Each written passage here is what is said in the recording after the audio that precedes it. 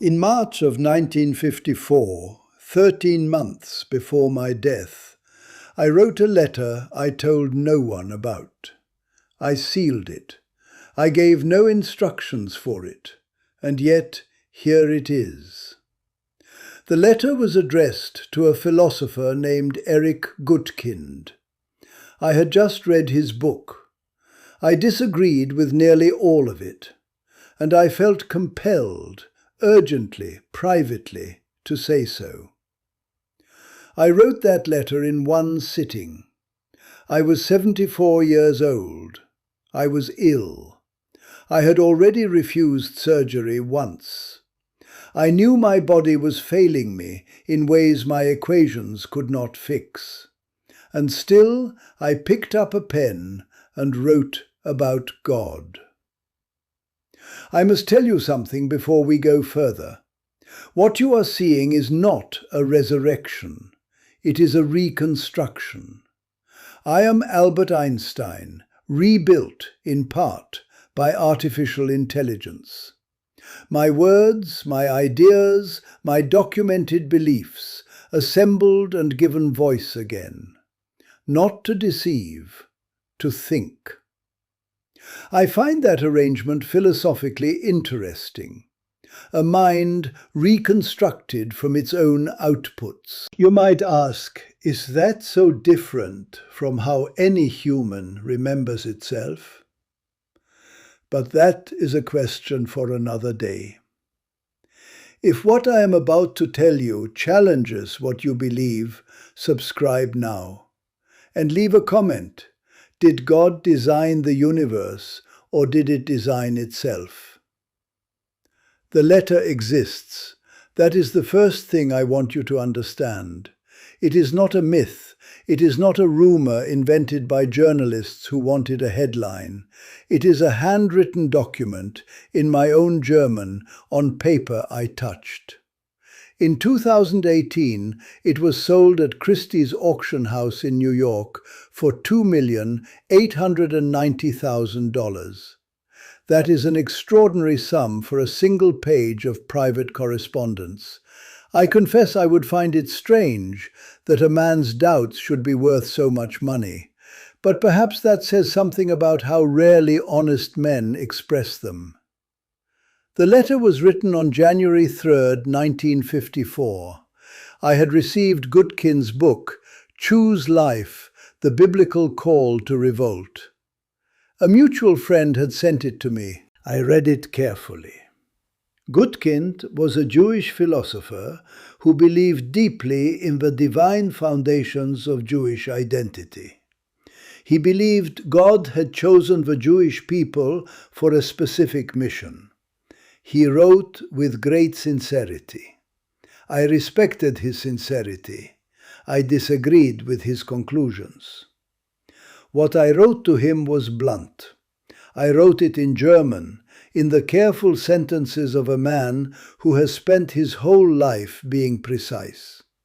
I did not write it to wound him.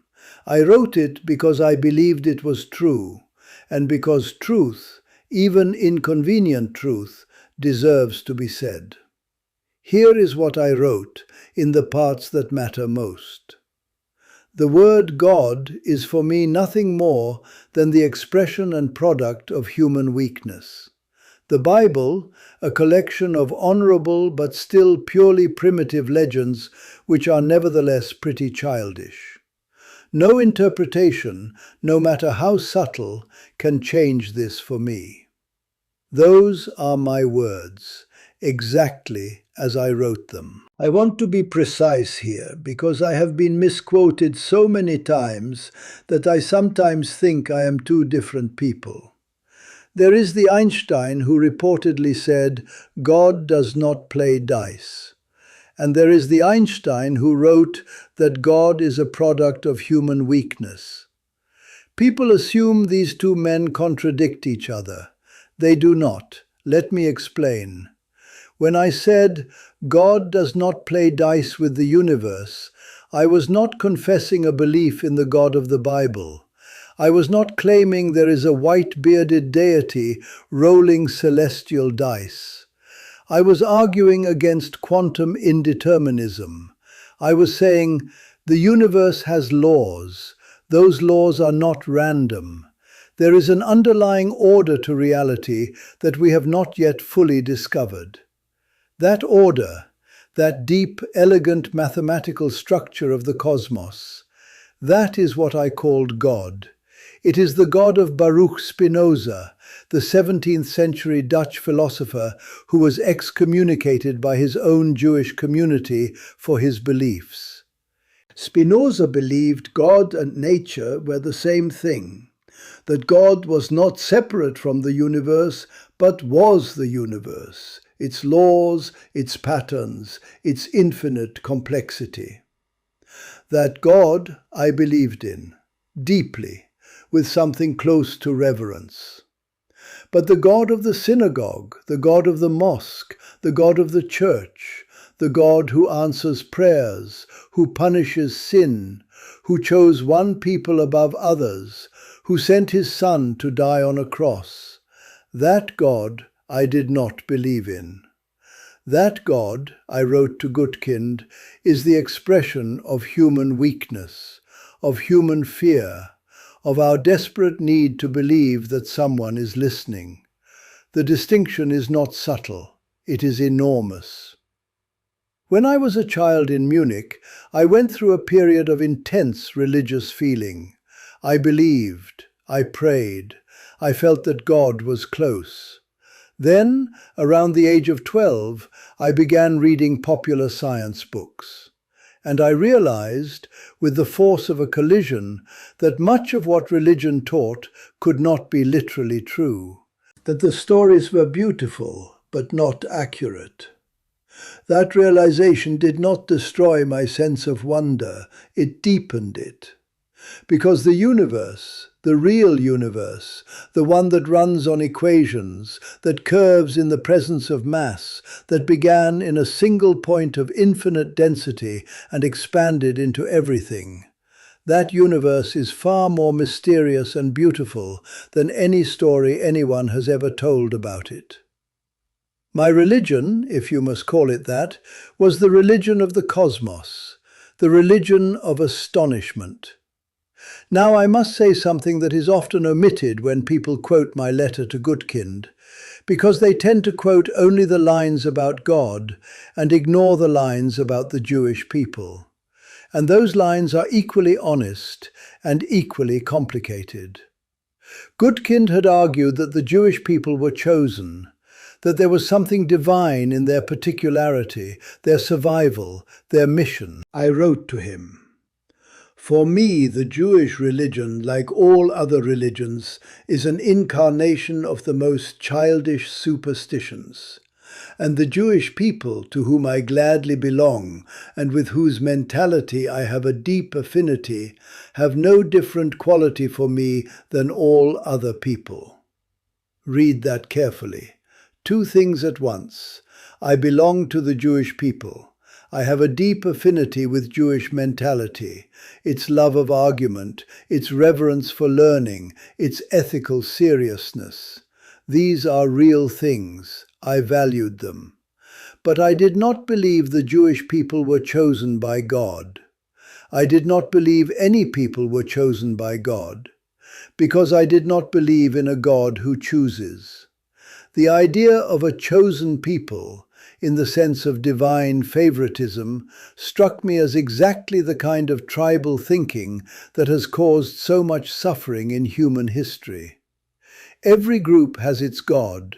Every God prefers that group. And then they kill each other over whose God is real. I did not escape Europe because God saved me. I escaped because I had money, reputation, and the good fortune to be in America when the Nazis rose to power. 6 million of my people had none of those things. If God was choosing, what was his criterion? That question has no good answer. And yet, I must be complete, I supported the Zionist movement. Not as a religious project, as a humanitarian one. I believed the Jewish people needed a homeland because they were being systematically murdered wherever they tried to live. The State of Israel was proclaimed in 1948, 7 years before my death. I watched it happen. I was ambivalent about its political character, but I understood its necessity. These are not contradictions. These are the positions of a man who thought carefully about the world as it actually was, not as he wished it to be. Gutkind never published the letter. He kept it. His family kept it after his death. It circulated among scholars and archivists for decades, but it was not released to the general public for many years. You might ask, why was this letter considered sensitive? Why did it not immediately become front-page news? The answer has several parts. First, I was still alive when I wrote it. I was still the most famous scientist in the world. A public statement from me, in that explicit, unambiguous language, that God is nothing more than the expression and product of human weakness, would have been a theological earthquake. Especially in America in 1954, at the height of the Cold War, where atheism was being conflated with communism, and communism was being conflated with treason. I was not a communist, but I was already under surveillance by the FBI. J. Edgar Hoover had a file on me that was, last I heard, nearly 2,000 pages long. He believed I was a subversive influence. Imagine if they had also had this letter. Second, the timing. The Holocaust had ended less than a decade before I wrote that letter. The world was still processing the scale of the murder. The State of Israel was only 6 years old. To have the most famous Jewish scientist in the world publicly declare that Jewish religious tradition was childish superstition, the political fallout would have been significant. Not for me, perhaps, for others. I was not afraid for myself. I had stopped being afraid for myself sometime in my 40s, when I realized that truth is more important than comfort.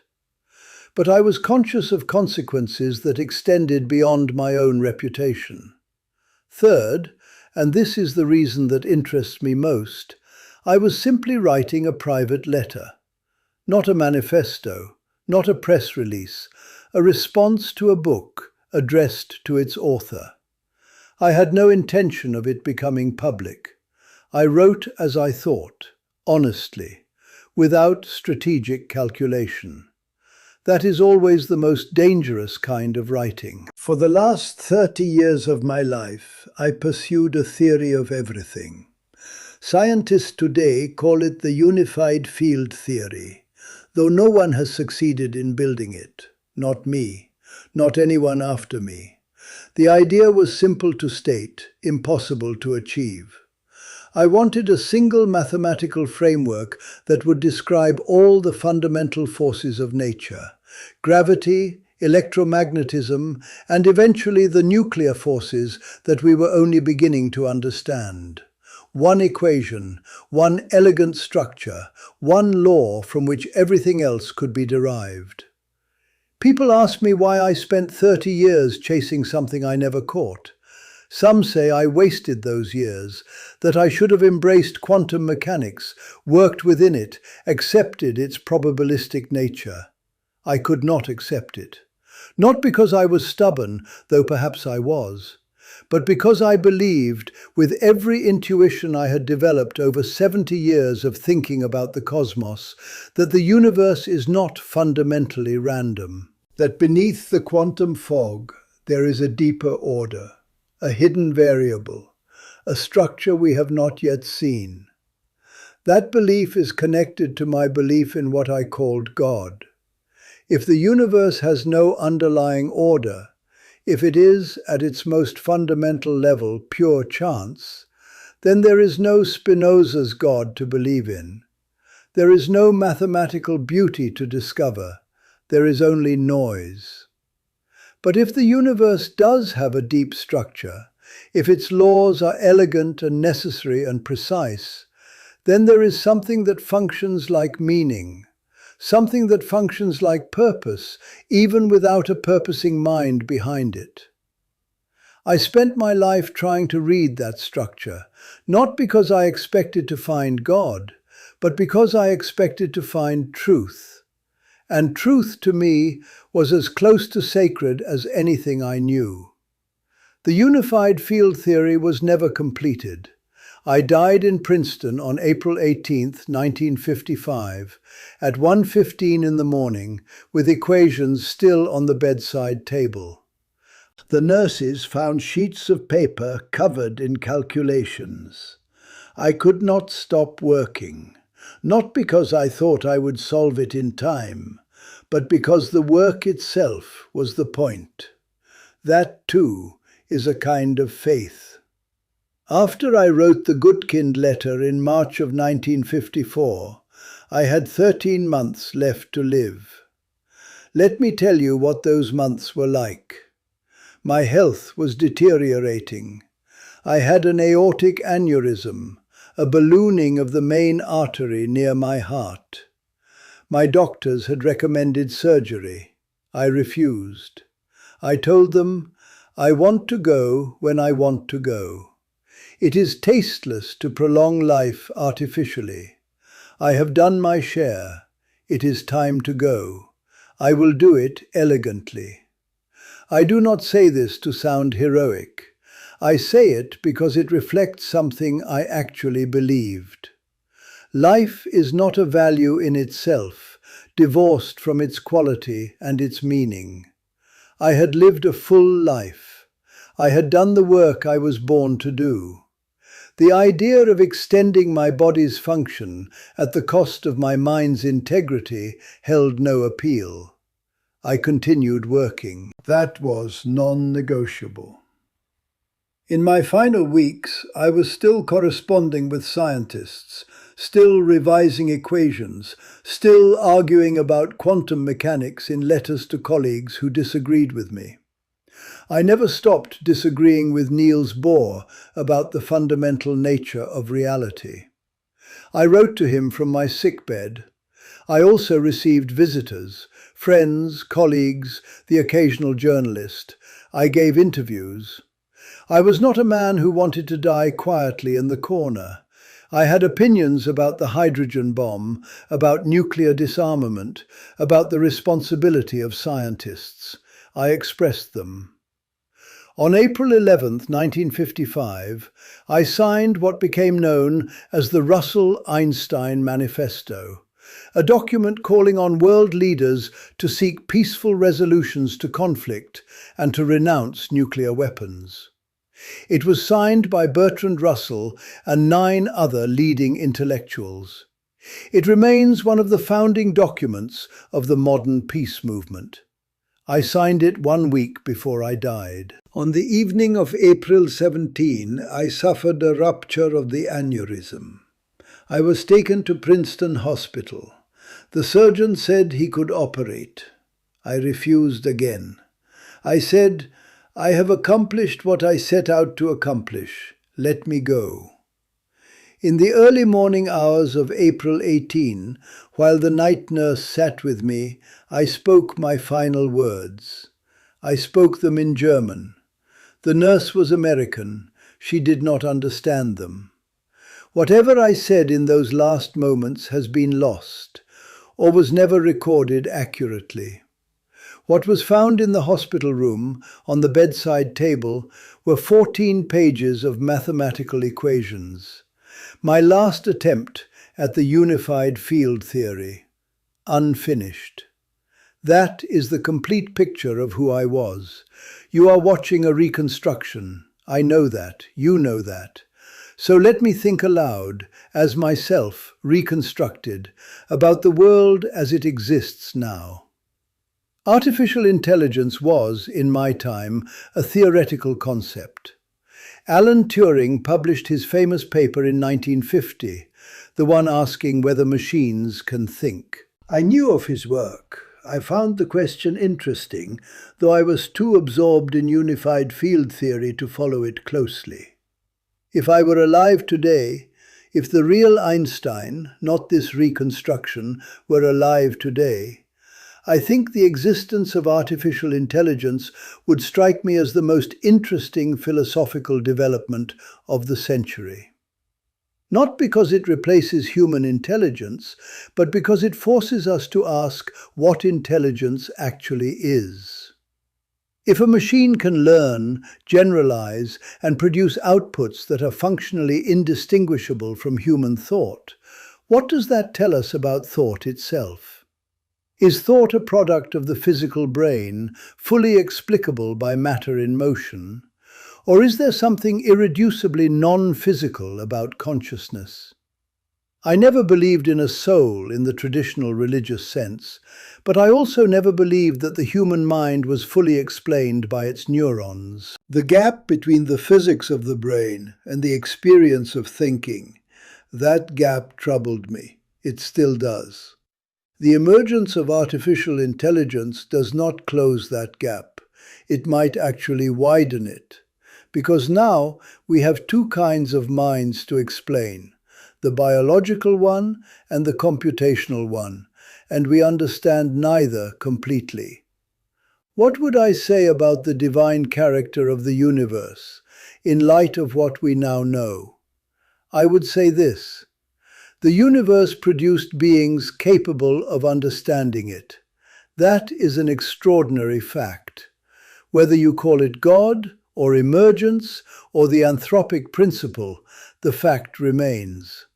The laws of physics, as we know them, are precisely calibrated to permit the existence of matter, stars, chemistry, life, consciousness.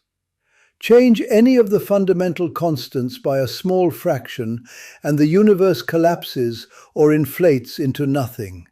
No stars, no planets, no minds. This precision does not prove a designer.